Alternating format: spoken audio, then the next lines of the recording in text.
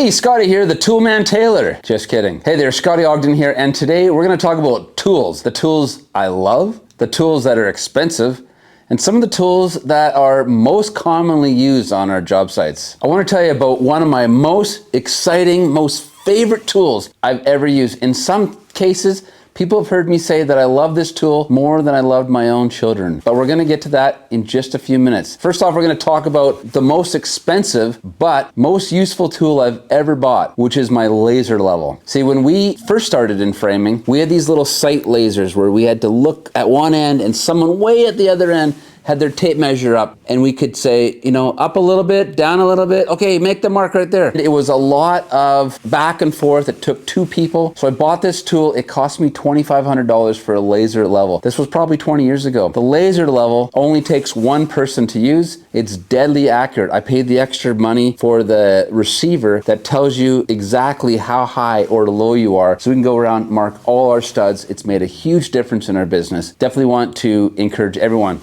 get a laser level. It's probably the most expensive tool you'll buy at the beginning, but you'll use it a lot. All right, yes. So there was one tool I really regret buying. Now that I'm a general contractor, we use this all the time. But when we were framing, I bought myself a 10-inch compound miter saw, thinking, man, this will save us a lot of time because it's always set up at a 90. We can get all our bevels, all our miters. We can cut anything we want. So we built this nice, beautiful table on the job site. And then guess what? Every single staff member, didn't matter what they wanted to cut, didn't matter where they were on the job site, upstairs, downstairs, in the basement, they would come up to the main floor and they would make their cut and then they'd go back. And all that extra time using that tool didn't actually save me any money because I spent all that extra cash for people walking around waiting for the saw to be available. Next question. If you could only use 3 tools for the rest of your career, what would they be?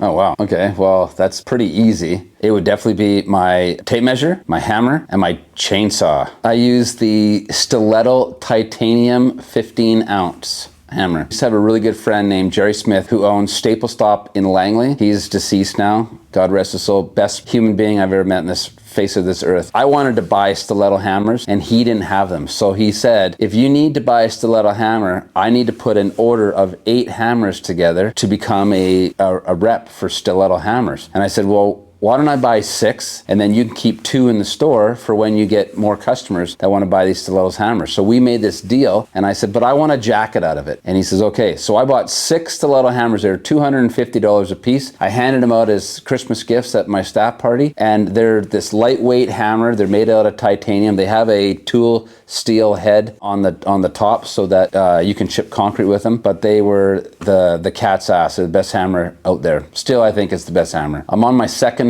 stiletto hammer now, and that's probably 17 years now. The Fat Max DeWalt tape measure, by far the best tape measure. I'm not a big fan of the Milwaukee one. It's got 2 tongs on the top that make it really heavy, so as you push the tape out, it wants to tip over and collapse on you, but the DeWalt is just very sturdy, well built. Let's get to the chainsaw. The chainsaw is my very favorite tool of all kind, and I would say I have been accused many times of stating that I loved my chainsaw more than I loved my own children. I do love my children more than anything. All I was trying to say is the chainsaw was the best tool I've ever used. I got very good at my craft. I did a lot of timber framing. I could do a better cut with the chainsaw than most people can do with a chop saw. Yeah, I could carve with it. I could shave the top of a 4x4. I could plunge cut. I used to cut all my plates out, holes and things. It was just amazing. And just the power, just sheer power. And I had this theory that every time I filled the tank with fuel, I always put oil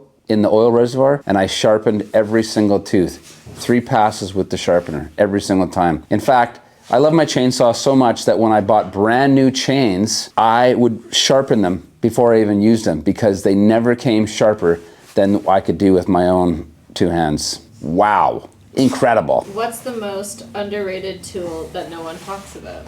The nail puller. The nail puller is definitely one of the most underrated tool, and no one wants to talk about it because half the time when you hear that nail bar, tink, tink, tink, tink, tink, you know it's because somebody's made a mistake. But in reality, the nail bar is just an extension of the hammer. You can take nails out of anything. You can carve with it. You can cut wood with it. It really is one of the best tools that you can use and very underrated. However, makes you spend really good money. I bought a nail puller one time that cost me $2.99, I believe, and it lasted one day. The metal was too soft and it just mushroom topped from my hammer hitting it. There's a lot I could say about nail bars. See, my ear is really trained to hear a nail bar because typically when one of my staff was using a nail puller, it's because they made a mistake, and I would look over my shoulder and I knew exactly what was going on. So it was almost like a dinner bell to me. I just knew what was going on. I'd look over and I knew what